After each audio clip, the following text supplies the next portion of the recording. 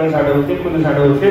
ते फळं गावात विकण्याकरता ते आलेली असायची. गावात फळं विकायला आल्याच्या नंतर त्यानं काय करावं, मोठ्यानं ओरडायचं दारात उभं राहून, फळं घ्या, फळं, फळं घ्या, फळं. कोणाच्या दारामध्ये गेल्याच्या नंतर त्यानं ओरडून सांगायचं, बरं का, क्रीडीही हो फळानिती, बरं का, क्रीडीही म्हणजे विकत घ्या, माझी फळं विकत घ्या, फळं घ्या, फळं घ्या, असं ओरडत ओरडत ते गोकुळामध्ये फिरत असायची. त्याला काही दिवसानंतर कळालं की भगवान या गोकुळामध्ये अनंत कोटी ब्रह्मांडाचा धनी असलेला परमात्मा या गोकुळात नंद बाबाच्या घरी कृष्ण नावाच्या मुलाच्या रूपाने वावरतोय. हे त्या सुखिया मांडणीला कळालं.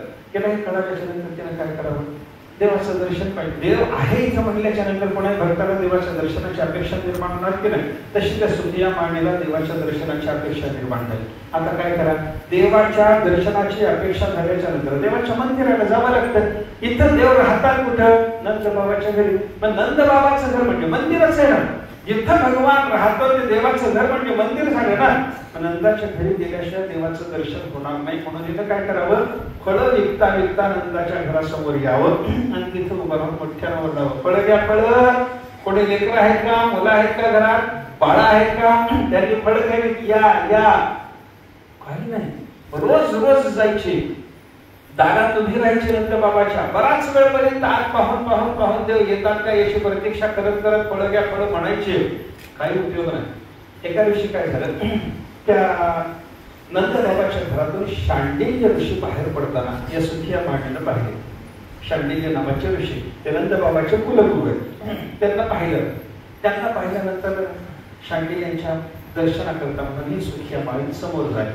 नमस्कार केला, त्याने केला, आशीर्वाद दिला. कल्याण मस्तो, तुझं कल्याण हो. ते म्हणाले, तुम्ही महाराज आशीर्वाद करा उद्या, बरं लवकरच करा उद्या. नंतर तुम्ही आशीर्वाद द्यायचा, आम्ही पाया पडायचं, तुम्ही दर्शना घ्यायचं, निघून जायचं. आशीर्वाद ते फळतच नाही ना, तुमचा आशीर्वाद फळला पाहिजे. माझं कल्याण हो बोललात ना, माझा हा आशीर्वाद फळावा. काय पाहिजे तुला बाई, तिने सांगितलं, अनंत कोटी ब्रह्मांडाचा धनी राहतं म्हणून ऐकलंय.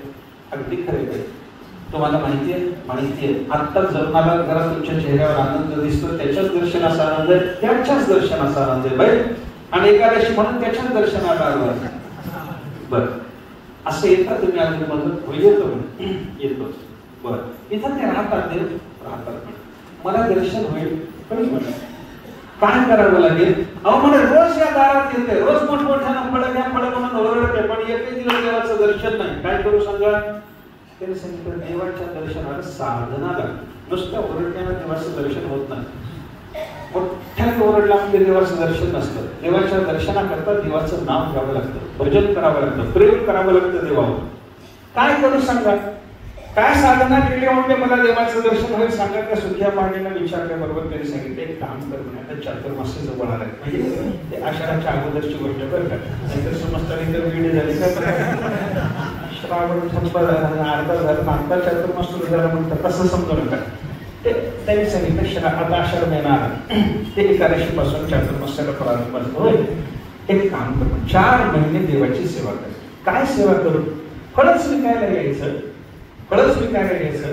नंद बाबाच्या दारामध्ये ओरड पहिल्यांदा फळ घ्या म्हणून ओरडायचं आणि श्रीकृष्ण शरणम मम या मंत्राचा जप करत करत करत या मंदिराला प्रदक्षिणा करायची. मंदिर म्हणजे नंद बाबाचा वाडा, नंदाच्या वाड्याला प्रदक्षिणा करायची. श्रीकृष्ण शरणम मम या मंत्राचा जप करायचा. किती प्रदक्षिणा करू महाराज, तर म्हटली 21 108 ला जपतील त्या पद्धतीनं. ठीक आहे, त्यानं रोज प्रदक्षिणेचा नियम सुरू केला. रोज प्रदक्षिणा नंदबाबाच्या मंदिराला घालत घालत श्रीकृष्ण शरणम श्रीकृष्ण शरणम मम जप करत करत गप्पा मारत प्रदक्षिणा करू नये हे त्याच्यातून लक्षात घ्यायचं. ते प्रदक्षिणा करायची, दारात यायचं, दारात आत बघून ओरडायचं पुन्हा एकदा, फळं घ्या, फळं. काही नाही. प्रदक्षिणा दुसरी, 21 प्रदक्षिणा झाल्या की देव आज नाही उद्या दर्शन देते, अशा भावनेने निघून जायचं. चातुर्मास्य संपला, कार्तिकी पौर्णिमा झाली, कार्तिकी पौर्णिमा आली आणि कार्तिकी पौर्णिमेला हे अशी प्रदक्षिणा करत निघाली. प्रदक्षिणा करता करता 21 प्रदक्षिणा तिच्या पूर्ण झाल्या. दारात उभे राहील, फळं घ्या, फळं ओरडून तिला देवाला फळं घेण्याकरता म्हणून उद्युक्त केलं. शांडिल्य ऋषींनी सांगितलेली साधना असल्यामुळे देवाला सुद्धा हिनं मनापासून ही साधना केली. एका महात्म्याने हिला शब्द दिलाय, आपण हिला दर्शन द्यायला जावं लागेल असा विचार केला आणि भगवान बाहेर आले. लुटू लुटू लुटू पळत पळत पळत भगवान आले. ते लगेच खाली टोपल्याच्या समोर बसले. बसल्याबरोबर भगवान तिच्या जवळ आले. फळ फळत कोण ओरडत होतं? ते म्हणाले, मीच ओरडत होतो. दे ना फळ, मला एक फळ दे. एक फळ दे म्हटल्याबरोबर तिने विचार केला, देवाच्या हातात फळ दिलं, भगवान फळ दिलं, निघून झाले. आपल्याला देवाच्या दर्शनाचा थोडा वेळ तरी आनंद असावा ना. लगेच फळ द्यायचं, घरी निघून जायचं, याच्यात काय आनंद आहे? थोडा वेळ याने आपल्या समोर थांबावं याच्याकरता बोलायच्या निमित्तानं तिने सांगितलं, बाबा मी फळ विकायला आले, द्यायला नाही. मग तिने सांगितलं, देवाला तिने सांगितलं, काहीतरी मूल्य घेऊन या घरात जा, काहीतरी धान्य आणा, पैसे आणा, काहीतरी आणा, काहीतरी मूल्य आणल्याशिवाय मी तुम्हाला हे फळ देऊ शकत नाही बाबा, असं सांगितलं. कशानंतर भगवान परत धावत गेले. घरात गेले, पोंजळीत थोडस धान्य घेतलं. पोंजळीत धान्य घेऊन त्या सुखिया माणीकडे आले. पळत आले तिला सांगितलं, घे बरं, घे धान्य, घे बरं. असं म्हटल्याबरोबर तिने ते धान्य आपल्या पदरात घेतलं, ते टोपल्यात ठेवलं. देवाने सांगितलं, हा आता एक फळ दे बरं. आता धान्य दिले ना तुला, मूल्य दिलं, आता तू मूल्य दिल्याशिवाय देणार नाही म्हणत होते. सातत्य अडचण राहिली नाही, मूल्य तुला प्राप्त झालं, फळ दे बरं. एक फळ उचललं, देवाच्या हातात ठेवलं, देवाला पाहिलं, डोळे भरून पाहिल्याच्या नंतर परमात्मा पाठमोरीवर निघालेल्या देवाच्या लक्षात आलं, तिचं अजून समाधान झालं नाही, तिला अजून दर्शनाचा आनंद पाहिजे. म्हणून जाता जाता भगवान परत फिरले. परत फिरल्याच्या नंतर तिच्या समोर पुन्हा म्हणाले, अजून एक फळ देतेस का? अजून एक देतेस का? अजून एक देतेस का म्हटल्याबरोबर त्याला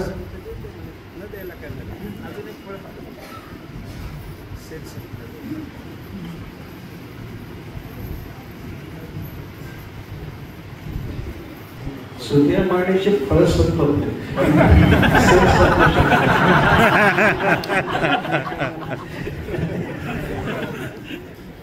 एक फळ दिलं, एक फळ घेतल्याच्या नंतर देवाला त्याला परत दुसरं फळ मागायचं परमात्माच्या बरोबर. ते म्हणायला लागले, देवा तू फळ विकायला लागले ना, तुम्हाला माहिती आहे ना, मग काय करू?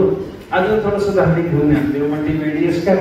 आत्ता घरातून धान्य घेऊन येताना शोधा मला मोठ्यानं ओरडली, कारोबा कुठं चाललास, काय देतोस, बाहेर काही न्यायचं नाही, असं ओरडत असून ती म्हणे, मी कसा तरी धावत पळत आलो, अर्धा धान्य कळूनच गेलं हातातून, आणि त्यानंतर बाकीचं उरलेलं तुला आता जर घरात गेलो आणि परत धान्य आणायचं म्हणलं तर मागल्याशिवाय राहणारच नाही, जर मला बांधून ठेव, मला आता जाता येत नाही. मग देव म्हणे, एक फळ तू देव मला.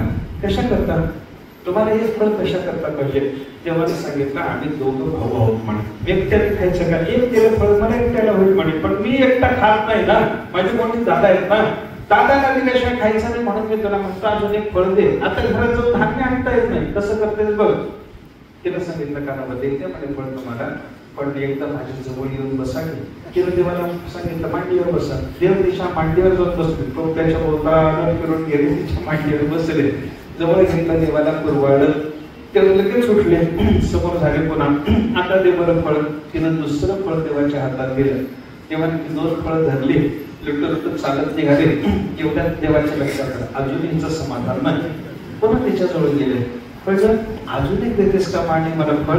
अजून एक फळ पाहिजे मला. कशाला? आता देवाने सांगितले, बघ हे फळ तू पहिल्यांदा दिली ते मला, ते दादाला, मग अजून कशाला? तुला दादाला दोघाला दोन फळं झाली ना देवा, आता तिसरं फळ कशा? देवाने सांगितलं, एक फळ आई करता ते म्हण. कारण घरामध्ये काहीही आईनं जर केलं तर आई आम्हाला दिल्याशिवाय खात नाही, मग आम्हाला जे प्राप्त झालं ते आम्ही खाताना आईला दिल्याशिवाय कसं खायचं म्हण. ती जे काही मिळवून आणते, ती जे काही करते, ते सगळंच्या सगळं आम्हाला दिल्याशिवाय आई जर खात नसेल तर आपल्याला जे प्राप्त झालेलं आहे ते आईला दिल्याशिवाय खायचा आम्हाला अधिकार नाही म्हणे. म्हणून आम्ही दोघं भाऊ खाऊ. त्यावेळेला आईला नुसतं पाहायचं नाही, याच्या करतात तिला जे करता एक फळ देतेस. केवढा मोठा विचार आहे बघा. लीलेतून बाललीलेतून देवाने व्यक्त केलेला विचार, पण आई बाबाचा विचार केल्याशिवाय माणसाने आपल्याला जे प्राप्त झालं ते खाऊ नये. येतत्व हा सिद्धांत 2 वर्षाच्या लेकराने शिकवला आपल्याला. आईच्या करता एक फळ पाहिजे. देवाला तिने सांगितलं, आता अजून मूल्य पाहिजे म्हणे, मला मूल्याशिवाय जमत नाही. मग काय करू दे आता?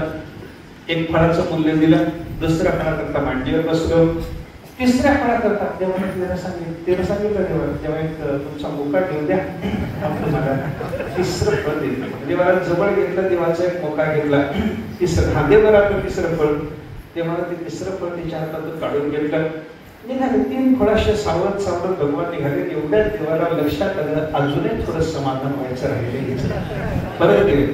परत जाऊन तिला सांगितलं की म्हणे एक काम करतेस, काय करायचं आता, अजून एक फळ घेतेस, किती घ्या म्हणे, विकत घ्या, फक्त एवढाच माझा मुद्दा, जेवढी घ्यायची तेवढी घ्या, मला मूल्य द्या. काय मूल्य हा प्रश्न वेगळा, पण मला मूल्य दिल्याशिवाय देता येत नाही. पहिलं फळ तुम्ही घेतलं तुमच्या स्वतः करता बोलला देवा, दुसरं फळ घेताना सांगितलं हे भावा करता, दादा करता, तिसऱ्या फळाच्या वेळेला मी विचारलं होतं हे फळ कोणा करता, तर आई करता म्हणून बोलला देवा. आता चौथं फळ कशाला पाहिजे, देवाने सांगितलं आमच्या बाबा करता. बाबा करता म्हणजे असं म्हणे हे फळ मी खाणार, हे फळ दादाला देणार.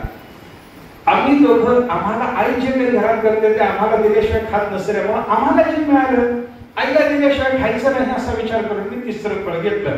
पण आमच्या पतीव्रता तिच्या हातात हे फळ दिल्याच्या नंतर ती लगेच स्वतः खायला लागेल असं नाही, नवऱ्याला दिल्याशिवाय खायचं नाही असा तिचा नियम आहे. असा वाक्य नाही वेगळं, त्याचा हा नियम आहे की पतीला दिल्याशिवाय खायचे नाही, बाबाला दिल्याशिवाय खायचं. बाबाला जर तिला देऊन टाकलं तर पुन्हा तिला काही राहणार नाही. मग काय करायचं, बाबा तर काही फळ दे आणि सगळेजण एक एक फळ खाऊ. त्याने सांगितलं तेव्हा चालेल म्हणे, पण मूल्य. पहिलं फळ धान्याने घेतलं, दुसरं फळ मांडीवर बसून घेतलं, तिसरं फळ मुखातून घेतलं, अजून एक मुखा घ्या, चौथं फळ घ्या. देवाला मांडीवर घेतलं तेव्हा देवाने चौथा मुखा केला दिला, दुसरा मुखा दिला म्हणजे चौथ्या फळा करता. आणि समोर जाऊन सांगितलं आता ते बरं फळ, ते फळ घेतलं देवाने.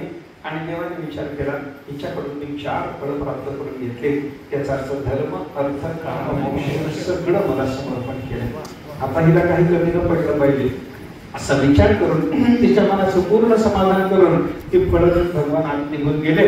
आणि ही सुखी आमाळी विचार करायला लागली आज माझं केवढं भाग्य आहे, शांडिल्य ऋषीने माझ्यावर केवढी कृपा केली. साक्षात परब्रह्माचे डोळे भरून दर्शन घेता यावं, साक्षात परब्रह्माला स्पर्श करता यावा, साक्षात परब्रह्माचं आलिंगन प्राप्त व्हावं, त्याला चुंबन देता यावं, त्याच्या हातामध्ये आपलं सगळं फल समर्पण करता यावं, हे भाग्य शांडिल्य ऋषीने सांगितलेल्या साधनेनं मला प्राप्त झालं.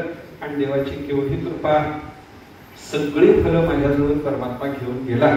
आता आपण घरी जाऊन देवाने जे काही धान्य आपल्याला दिलेले एवढ्याच धान्याचा प्रसाद करून आज आपण सेवन करायचा असा विचार करून ते टोपलं घेऊन डोक्यावर घेऊन ते सुख्या माळी आपल्या मुक्कामाच्या घरी आली. आपल्या मुक्कामाच्या घरी आल्याने त्याने विचार केला आता हे धान्य काढावं, याचाच प्रसाद करावा. घरी गेला असं तर ते चिंतन 4 महिने साधना झाली, शांडिल्यांनी कृपा केली, देवाने दर्शन दिलं, माझ्याजवळ फळं घेतली, मला आनंद दिला. हे सगळं चिंतन करत करत घरी आली, टोपलं खाली ठेवलं. आता ते टोपल्यात वस्त्रात बांधलेलं धान्य काढावं, धान्याचा स्वयंपाक करावा असा विचार करून पाहायला गेलं तर टोपलं सगळं रत्नांनी भरलेलं होतं, रत्नांनी भरलेलं होतं. शुकाचार्य वर्णन करतात क्रीणीहि गो फलानि श्रुत्वा सत्वर अच्युतः फलार्थी धान्यम आदाय ययौ सर्व फलप्रदा. त्याला सगळी फळं देता येतात, तो एक फळ मागण्याकरता हातामध्ये धान्य घेऊन त्या माळीकडे धावत गेला. फलविक्रयिणी तस्य च्युत धान्यम करद्वयम फलैहि अपूरयत् रत्नैहि फलभाण्डम अपूरिच.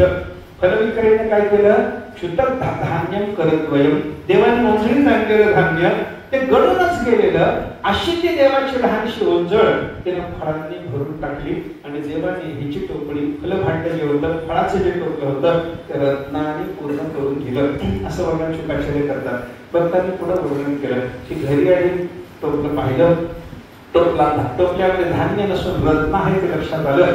आणि रत्न पाहिल्याच्या नंतर ते विचार करायला लागले मी तर माझं सगळं देवाला समर्पण केलं, माझा धर्म, माझा अर्थ, माझा काम, माझा मोक्ष हे सगळं देवाला समर्पण केल्याच्या नंतर देवाने या रत्नाच्या निमित्तानं मला पुन्हा अर्थ पुरुषार्थात का ओढून आणलं कळत नाही. देवाने माझ्याकडे माझं काय चुकलं, कशा करता देवाने मला हे रत्न दिले.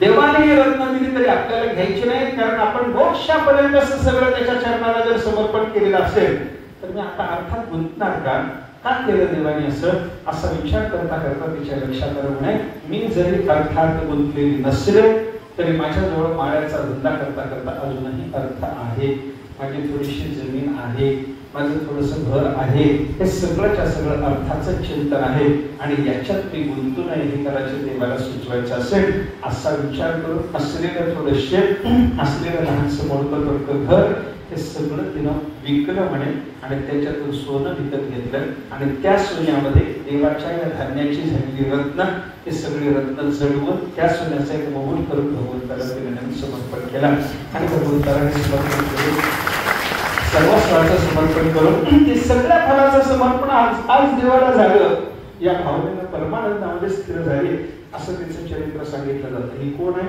फलविक्रयणी, एक प्रकारची देवाची माता. मी कशा करता सांगायला लागलो हे गोपिका रूपी मातांना आनंद देण्याकरता काही क्रिया देवानी केल्या.